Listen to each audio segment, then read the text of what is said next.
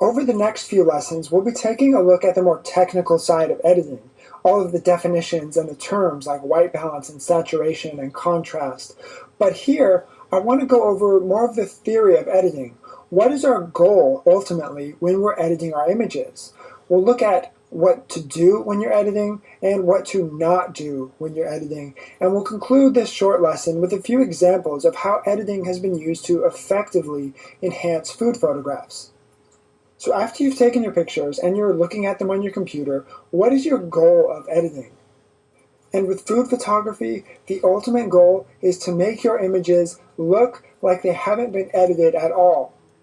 And the reason behind this is because with food, you want it to seem as realistic as possible.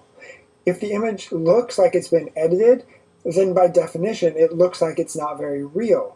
So your goal with food photography is rarely to get your audience to say, "Oh, what a dramatic and exciting picture that is." Sometimes it could be, but the vast majority of your pictures are designed to make people say, "Ooh, that looks so real and it makes me hungry." And to do that, you want your edits to get out of the way and you just want your food to look as real as you can make it look. So once we understand that our goal of editing is to make our pictures look unedited, what do we want to keep in mind? The first thing is that we want to shoot quality pictures that need less editing. If you go into a photo shoot saying, "Oh, this picture doesn't look very good, but I'll just bump it up later when I'm editing it," that is always a mistake, and it's never going to end well. You want to do most of your editing before you ever pick up the camera. In terms of, you want to make sure your scene looks right and your lighting's right, and you get your white balance right, and everything else is correct through the lens of the camera. That way you'll spend a lot less time editing. I know for a fact that it's much more time consuming to fix a picture in editing, if it's possible at all, versus taking just a few minutes to make sure your scene looks right so that all of your pictures come out well and they need less editing. And that's the second point. You want to keep your edits to a minimum. You don't want to be doing too many dramatic things to your pictures. You just want to slightly bump them up. So you make small adjustments to the color and the brightness, as we'll talk about in the next few lessons, to enhance their realism. So make your pictures look more real through editing, not less real. Also with this in mind, what do we not want to do? The first thing we don't want to do is expect to work magic with editing. Again, if the picture looks bad through the camera, you aren't going to be fixing it with editing. Even if you spend hours on it, it's still not going to look very good. So make sure your pictures look good as you're taking them, and it'll save you a ton of time and your final results will be a lot better. Second, a lot of iPhone apps have really dramatic and crazy filters. You can make them look dark and grungy, or you can make them look like a pop filter, or you can make them black and white. Those are almost always a bad idea for food photographs. It's fine if you want to use them for your own selfies and share them on Instagram or whatever. But for food pictures, you want them to look real, and those filters detract from the realism almost every time. So stay away from filters and the drama effects that are built into apps on your phone and other places. You also rarely want to add anything extra in editing. Most of the time, your job is to clean things up, to remove the crumbs, to brighten the image, to make things look crisper and cleaner and more natural. The only exception I make to this is once in a while, if it really makes sense, I'll add some nice typography to the scene.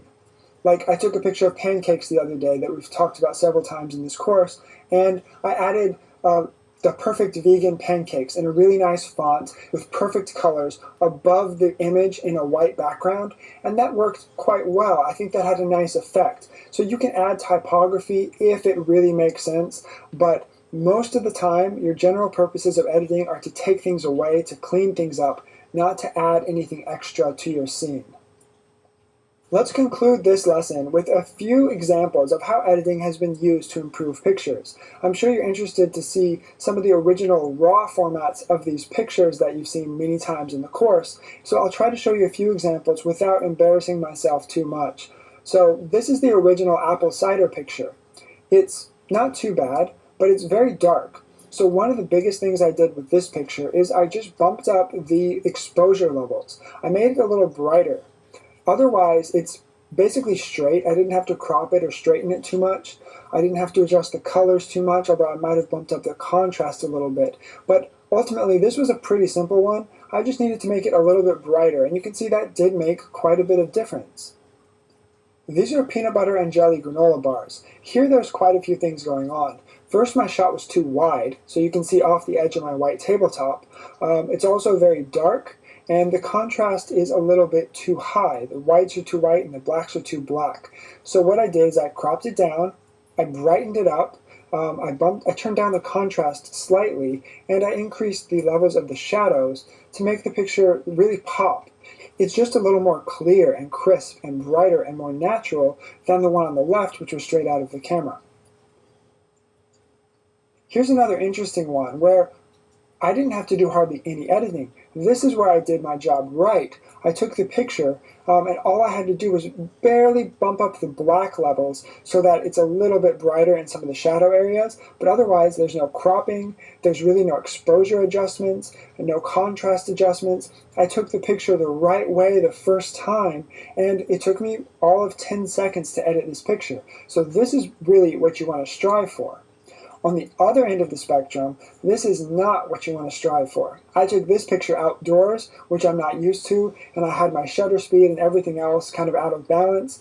I made some mistakes, and ultimately I was able to fix them. I shot it in a RAW format on a high quality camera, and it was a little easier than it otherwise would have been. But I got lucky here. I was able to fix the picture, but I had to do a lot of work. I had to crop the image down, I had to brighten it considerably, but I also had to brighten it without making the actual food look too overexposed.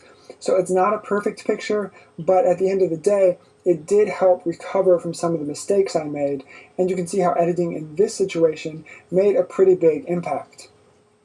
Your homework for this lesson is to pull out your phone and delete every one of those apps that add crazy filters to your pictures.